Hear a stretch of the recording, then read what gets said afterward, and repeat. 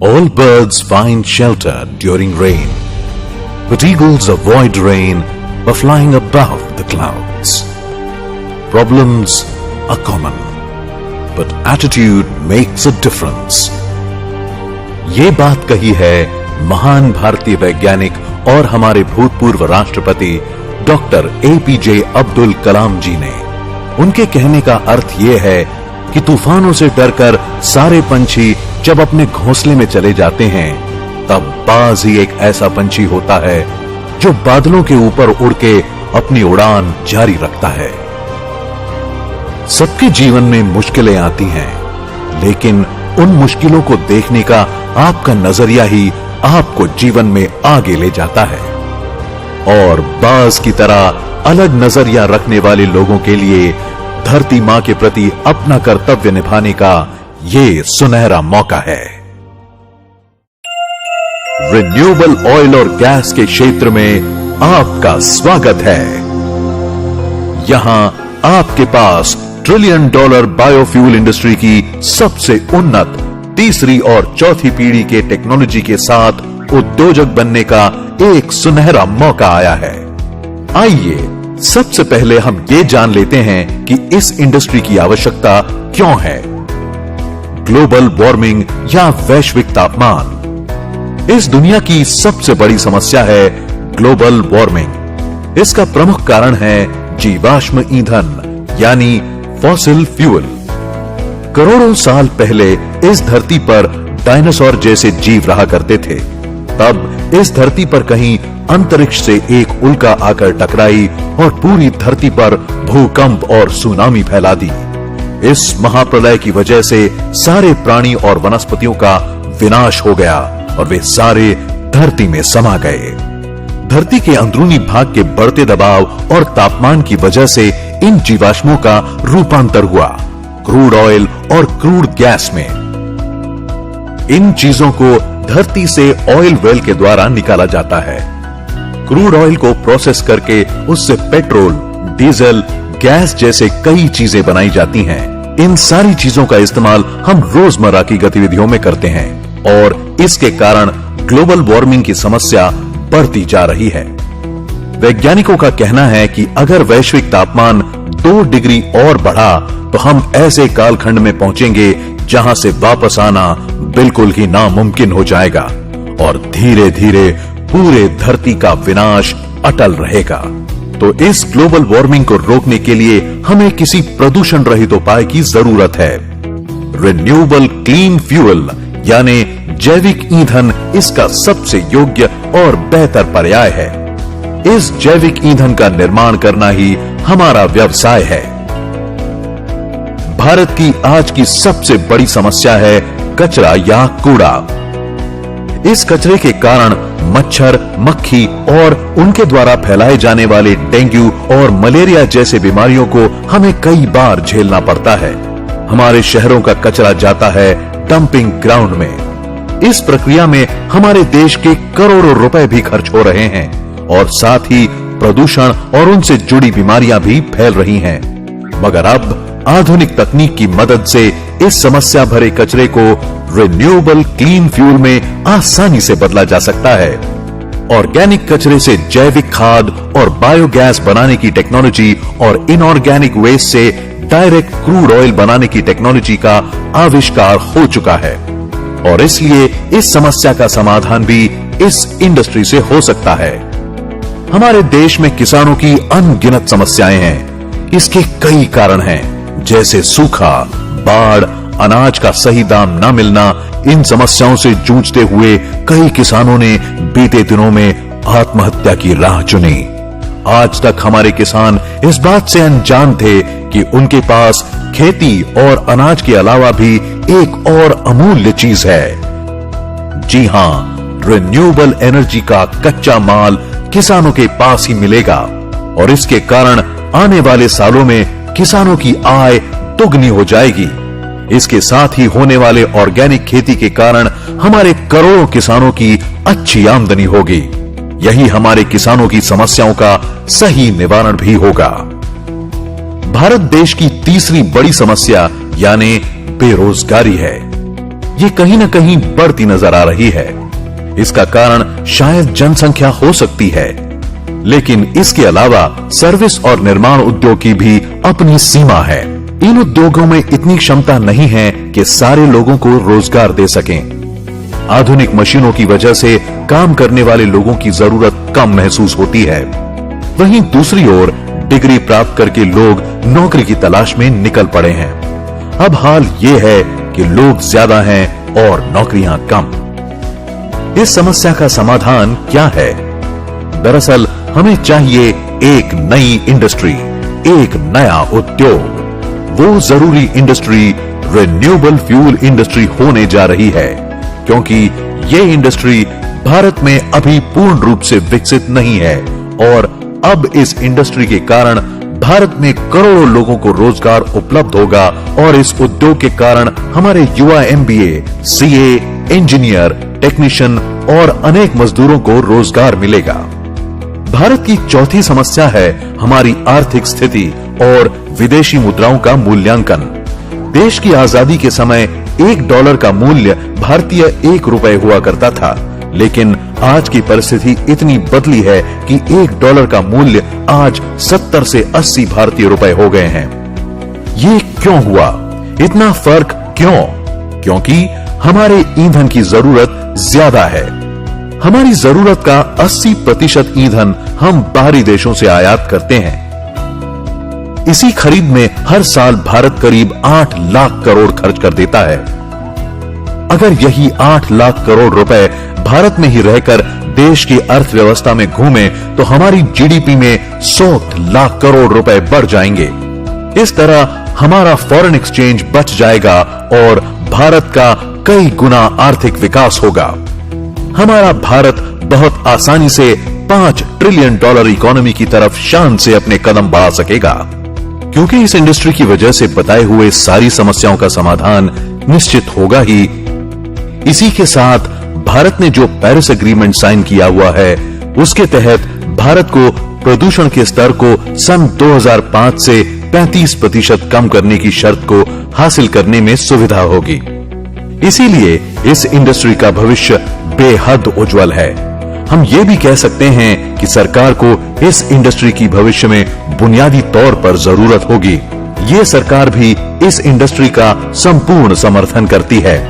हमारे देश में हम लोग 7 लाख करोड़ का ये पेट्रोल डीजल इंपोर्ट करते हैं। ये हमारे देश का किसान तैयार कर सकता है। ये दिल्ली में जो पोल्यूशन होता है, इसका कारण जो राइस स्ट्रॉ है, परली जो जलाते इसके कारण हो रहा है। अब हमने निर्णय किया, पेट्रोलियम मंत्री जी ने, अब वो कन्विंस हो गए। मैंने कहा क्यों 70-70 हजार करोड़ की रिफाइनरी डालते हो, ये किसानों को तैयार करो। और अभी फर्स्ट जनरेशन इथेनॉल यानी मोलाइसेस टू इथेनॉल बनता है। सेकंड जनरेशन इथेनॉल यानी cotton straw, wheat straw, rice straw, bagasse और बांबू, पूरे नॉर्थ ईस्ट में बांबू बड़ा हुआ है, उससे इथेनॉल बनता है। और थर्ड जनरेशन इथेनॉल यानी कॉर्न, राइस कट, इससे बनता है। अब भारत सरकार ये पॉलिसी बनाई, कैबिनेट के पास आई है।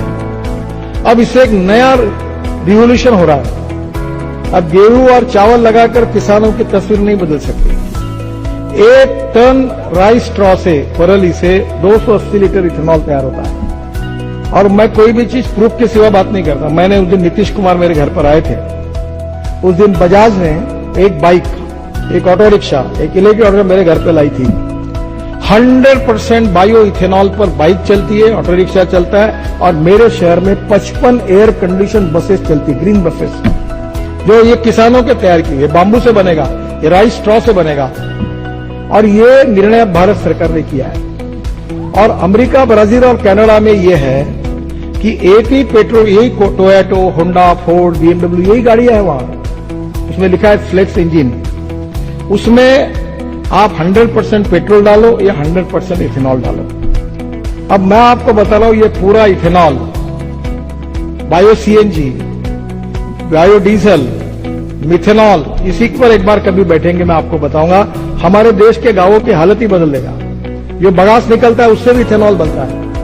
अब इसके कारण पूरे कम से कम देश में 5 लाख करोड़ की इन्वेस्टमेंट आ सकती है और 50 लाख ग्रामीण क्षेत्र में युवाओं को रोजगार मिल सकता है। इंडस्ट्री को बढ़ावा देने और इसे मजबूत करने के लिए सरकार ने बायोफ्यूल पॉलिसी 2018 का निर्माण भी किया है। सरकार ये भी चाहती है कि इस देश का उन्नत किसान इस इंडस्ट्री से जुड़े और इसे आगे भी बढ़ाए। आप सभी का इस इंडस्ट्री में मैं Kartik Rawal, SSK Bharat management and media private limited और Meera clean fuels limited Mumbai की तरफ से हार्दिक स्वागत करता हूं। मीरा क्लीन फ्यूल्स लिमिटेड की शुरुआत रिन्यूएबल ऑयल और गैस के सेक्टर में सन 2012 में एक मकसद के साथ हुई और ये मकसद है जानलेवा जीवाश्म ईंधन की प्रतिस्थापना क्लीन फ्यूल से करते हुए अपने धरती की सुरक्षा करना और अपने भारत देश को फिर से एक समृद्ध राष्ट्र बनाना। डॉक्टर श्याम शिवाजी घोलप ये मुंबई के एडिशनल डेप्यूटी कलेक्टर रह चुके हैं। इन्हें MBBS डॉक्टरेट की भी पदवी हासिल है। जब डॉक्टर श्याम ने अपनी MBBS की पढ़ाई पूरी की तब उन्हें ऐसा लगा कि अपने देश के प्रति अपना फर्ज अदा करते हुए कुछ हितकारक कार्य करना चाहिए। इसी उद्देश्य से उन्होंने IAS की तैयारी शुरू की। उस दरमियान एक सेमिनार में उनका संपर्क हमारे देश के महामहिम भूतपूर्व राष्ट्रपति डॉक्टर APJ अब्दुल कलाम और उनके वैज्ञानिकों से हुई। वहां उस समय रिन्यूएबल क्लीन फ्यूल के बारे में जो कुछ कहा गया उससे डॉक्टर श्याम को ऐसा लगा कि यही मेरे जीवन का लक्ष्य है। तब से लेकर आज तक अपने जीवन के लगभग 20 साल उन्होंने इसी विषय पर काम करने के लिए न्योछावर कर दिए। उन्हें बेहद अच्छे से ज्ञात है कि इस इंडस्ट्री को आगे कैसे बढ़ाया जा सकता है और उन्होंने इस कंपनी का नाम अपनी माताजी श्रीमती मीरा शिवाजी घोलप के नाम से मीरा क्लीन फ्यूल्स लिमिटेड रखा है। इस कंपनी के और 2 काबिल डायरेक्टर हैं, डॉक्टर लावेश जाधव जो कि MBBS डॉक्टर और डॉक्टर श्याम के बचपन के मित्र हैं। दूसरे डायरेक्टर हैं मिस प्राची ढोले जो कि केमिकल इंजीनियरिंग में गोल्ड मेडलिस्ट हैं। महाराष्ट्र में श्री विलासराव देशमुख जी के मुख्यमंत्री कार्यकाल में बायोफ्यूल नामक हमारे प्रोडक्ट की ट्रायल की गई थी। सीधे शब्दों में कहें तो हमारे वैज्ञानिकों द्वारा बनाई गई उम्दा टेक्नोलॉजी ही हमारी शक्ति है। डॉक्टर श्याम मध्यम वर्गीय परिवार से हैं। बचपन से ही उनका झुकाव पढ़ाई और उन्नत भविष्य की ओर ज्यादा था। इन्हें देश के किसानों और गरीबों के लिए कुछ अच्छा और भरोसेमंद करना था, इसलिए उन सबको इस इंडस्ट्री से जोड़ने की योजना बनाई। इस कार्य की प्रेरणा उन्होंने अमूल मॉडल से ली। आप सभी को ज्ञात होगा कि जब हमारे देश में दूध का उत्पादन कम था तब हमें दूध का पाउडर बाहरी देशों से आयात करना पड़ता था। इस समस्या से निजात पाने की बड़ी कोशिश सरकार ने की। इस मामले में उन्होंने दुनिया की बड़ी कंपनी नेस्ले की भी मदद लेने की कोशिश की। उस समय एक ऐसे व्यक्ति थे जिन्होंने लाखों किसानों को जोड़कर गाय और भैंसे खरीदने के लिए आसान कर्ज की व्यवस्था करवाई। प्रक्रिया में आगे उन किसानों से वही दूध लेकर उस दूध को प्रोसेस और पैकेज करवा के बेचने की सुविधा भी उपलब्ध करवाई और हम दूध के क्षेत्र में आत्मनिर्भर हुए। इस क्रांतिकारी योजना को व्हाइट रेवोल्यूशन या मिल्क रेवोल्यूशन कहा जाता है। अमूल मॉडल का विस्तारित नाम आनंद मिल्क यूनियन लिमिटेड है, जिसके जनक थे डॉक्टर वर्गीस कुरियन। ये एक कोऑपरेटिव मॉडल था। डॉक्टर श्याम ने इसी कार्यक्षम योजना का उपयोग लोगों को इस मिशन से जोड़ने के लिए किया। अमूल मॉडल एक कोऑपरेटिव मॉडल था। उसी तरह MCL मॉडल कॉर्पोरेट का कोऑपरेटिव मॉडल है। इस मॉडल के द्वारा रिन्यूएबल ऑयल और गैस के क्षेत्र में आम जनता के लिए उद्योजक बनने का एक अवसर आया है। MCL के पास अपने भारतीय वैज्ञानिकों के द्वारा विकसित विश्व की सबसे आधुनिक 4 स्टेज डाइजेस्टर टेक्नोलॉजी उपलब्ध है। इस टेक्नोलॉजी को लेकर MCL भारत भर हर तहसील में एक प्रोजेक्ट लगाने जा रहा है। इस प्रोजेक्ट का नाम है MCL बायोफ्यूल एस्टेट। इस परियोजना में खेती के वेस्ट जैसे पराली और बाकी उत्पाद organic waste, kitchen waste, hotel waste इत्यादि का रॉ मटेरियल की तौर पर इस्तेमाल किया जाता है, मगर ये सारा वेस्ट आवश्यक मात्रा में उपलब्ध होना बड़ा कठिन है। इसीलिए हमारा मुख्य रॉ मटेरियल होगा नेपियर ग्रास, जिसकी खेती उस तहसील के किसानों के द्वारा की जाएगी। एक साल में 1 एकड़ पर 150 से 250 टन नेपियर घास उगाई जा सकती है। इसे एक बार लगाने के बाद फिर 5 से 8 साल तक वापस नहीं लगाना पड़ता है। पहली कटाई 3 महीने बाद और फिर हर 1.5 से 2 महीने में कटाई की जा सकती है। यह हमारा मुख्य रॉ मटेरियल होगा। इसके कारण कई किसानों को लाभ होगा। हमारे देश में पेस्टिसाइड, यूरिया जैसे अनेक केमिकल की मदद से खेती की जाती है। इन केमिकल की वजह से हमारे जमीनों की उत्पाद क्षमता बेहद घटी है तथा इन केमिकल के कारण कैंसर जैसी बीमारियां आज घर घर में फैली हैं। इस समस्या का समाधान करते हुए MCL हर तहसील में ऑर्गेनिक खेती को प्रोत्साहन देना चाहती है। खेती के लिए उपयुक्त जैविक खाद, बीज और जैविक पेस्टिसाइड ये किसानों को MCL के द्वारा दिया जाएगा। इतना ही नहीं बल्कि किसानों के द्वारा किए गए उत्पादों को MCL द्वारा मार्केटिंग करने की व्यवस्था भी की जाएगी। MCL द्वारा लगाए जाने वाले बायोफ्यूल फैक्ट्री में रोजाना 10 टन बायो CNG और 15 टन खाद का निर्माण किया जाएगा। इस फैक्ट्री की सालाना आय 10 करोड़ से अधिक आंकी जा रही है। MCL का मकसद है सामान्य जनता की आय बढ़ाना। इसीलिए इस प्रोजेक्ट में उस तहसील के किसी व्यक्ति को 10% का पार्टनर बनने का मौका दिया जाता है। इस कार्य के लिए लगने वाली टेक्नोलॉजी और फाइनेंस की व्यवस्था MCL के द्वारा की जाती है। इस फैक्ट्री में हिस्सेदार होने के इच्छुक व्यक्ति को 4 कार्य करने होते हैं। जिस व्यक्ति को MCL में पार्टनरशिप लेनी हो, उन्हें कंपनी में 10 लाख रुपए जॉइंट वेंचर के रूप में जमा करने होंगे। वे चाहें तो उन पैसों के बदले MCL के प्रमोटर कोटा शेयर भी ले सकते हैं। इस प्रोजेक्ट के लिए आवश्यक 10 एकड़ जमीन और फैक्ट्री के लिए लगने वाली सारी अनुमति भी उद्योजकों को ही हासिल करनी होगी और उसके लिए लगने वाला सारा खर्च भी उद्योजकों को खुद को करना होगा। इस कार्य के लिए उन्हें संपूर्ण मार्गदर्शन एवं सहयोग कंपनी की ओर से दिया जाएगा। क्योंकि कंपनी का मूल उद्देश्य हमारे किसानों का जीवन स्तर सुधारना है, इसलिए हमारे तालुका उद्योजक को इस तहसील में एक FPO यानी फार्मर प्रोड्यूसर ऑर्गेनाइजेशन, जिसे हम MPO मतलब MCL प्रोड्यूसर ऑर्गेनाइजेशन कहते हैं, ये स्थापित कर उसमें 10,000 किसानों को शामिल कर उन्हें सक्रिय करना होगा।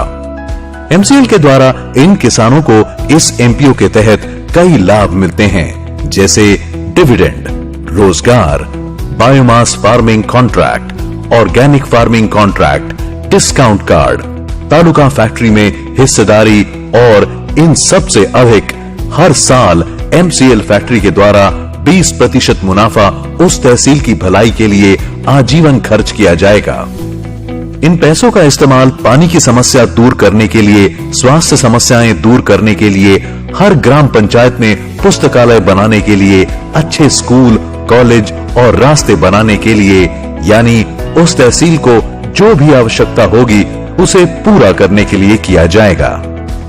MCL हर ग्राम पंचायत में एक सेंटर डेवलप करती है। इस सेंटर को हम MVP प्रोजेक्ट कहते हैं। इस प्रोजेक्ट में MCL की आवश्यकताओं अनुसार जो भी जरूरत हो, जैसे कि training seminar, meeting, raw material की खरीद और प्रोसेस, ऑर्गेनिक खेती करवाना, MCL के जैविक खाद और अन्य उत्पादों को किसानों तक पहुंचाना, ये सारे कार्य किए जाएंगे। ऐसे MVP सेंटर को बुक करने के लिए 1.5 लाख रुपए जॉइंट वेंचर के रूप में MCL को देने होंगे। अगर वो व्यक्ति चाहे तो उन पैसों से वो MCL के प्रमोटर कोटा शेयर भी ले सकता है। उस व्यक्ति को 1 हेक्टेयर जमीन की व्यवस्था करनी होगी, जिससे आधा एकड़ जमीन में सेंटर विकसित होगा और 2 एकड़ में नेपियर घास लगाई जाएगी, जिसे MCL खुद खरीदेगी। इसके अलावा इस सेंटर पे आधे एकड़ जमीन का तार कंपाउंड ग्राम पंचायत की NOC बिजली और पानी की व्यवस्था उसे करनी होगी। और जो व्यक्ति ये सारा कार्य करेगा वो व्यक्ति एमसीएल की उस तहसील सेंटर का पार्टनर बनेगा। उस व्यक्ति को एक अच्छी आय और सुखी भविष्य प्राप्त होगा। सही मायनों में ये 2 साल की मेहनत और 2 पीढ़ियों का सुनहरा भविष्य हो सकता है। और अगर कोई सेल्फ हेल्प ग्रुप या एमवीपी प्रोजेक्ट लेना चाहे तो ऐसे एसएचजी को यहाँ प्रोजेक्ट फ्री में देने की व्यवस्था भी है। और ऐसे एमवीपी प्रोजेक्ट वालों को उस ग्राम पंचायत के 200 से 300 किसानों को हमारे एमपीओ से जोड़ने का कार्य करना होगा। पूरे भारत में 5,500 तहसील में यह प्रोजेक्ट किया जा सकता है, जिसमें 500 तहसील ने यह प्रोजेक्ट पहले ही बुक कर लिया है। एमसीएल की पॉलिसी के अनुसार एक तहसील में से किसी एक व्यक्ति को ही चुना जा सकता है। अगर आप इससे जुड़ना चाहें और आप अपने तहसील में यह प्रोजेक्ट करना चाहें तो तुरंत हमसे संपर्क करें। तो दोस्तों, आइए हम सब मिलकर हमारी तहसील को एक स्वयं पूर्ण राज्य बनाते हैं।